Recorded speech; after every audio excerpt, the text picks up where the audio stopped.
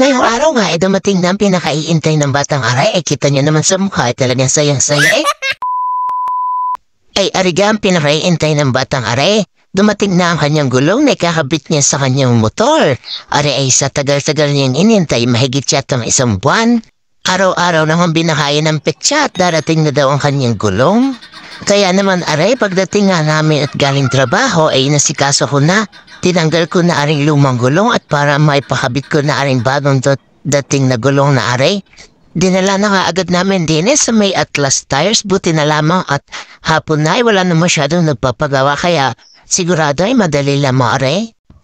Nangyayabot na nga yung gulong din ni kay Kuya ay parang medyo napaumis pa at siguro ay nagulat at nung pagkakaligit naman aray. Eh may interior din nga Kaya na may ayon at kanya na ang ginawa at inampisahan na.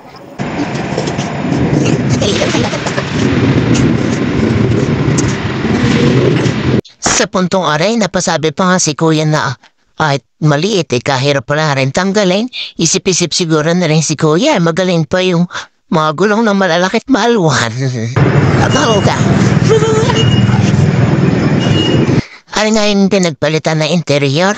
Sabi ko nga ay magawa na lang kayang timbulan pag napapunta sa dagat. Ay may hangin din naman ang loob, hindi ka nalulubog. Di aring nga tapos na nga aring gulong na aray, di kami ay uuwi na't akin ang ikakabit at pihado ang batang daantay doon ay super excited na. Di arit sa aming kanto ang papasok nagong higpit at hindi naman kami pagbigyan makatawid.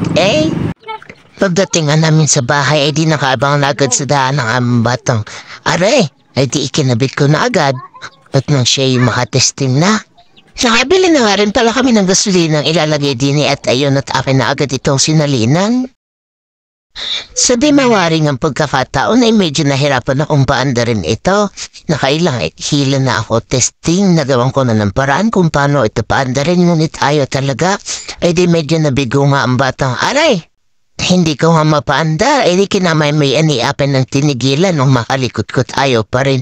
Naisip ko bukas idadahin ko sa pagawaan. Bigla tuloy na lungkot ang batang excited dahil hindi niya matetesting agad ang kanyang motor. Di bukas na lang pag nayari ka ko. At yun di kinabukasan niya ay naipagawa ko na at ayos na nagagamit na ng batang aray. Di kayo siya'y sayang-saya at na naman nakakapag-motor-motor na.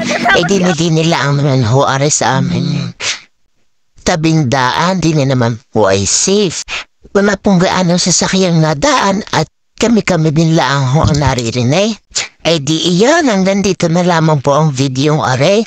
Sana ipatuloy niyo pa rin kami suportahan. See you on our next vlog. Paalam!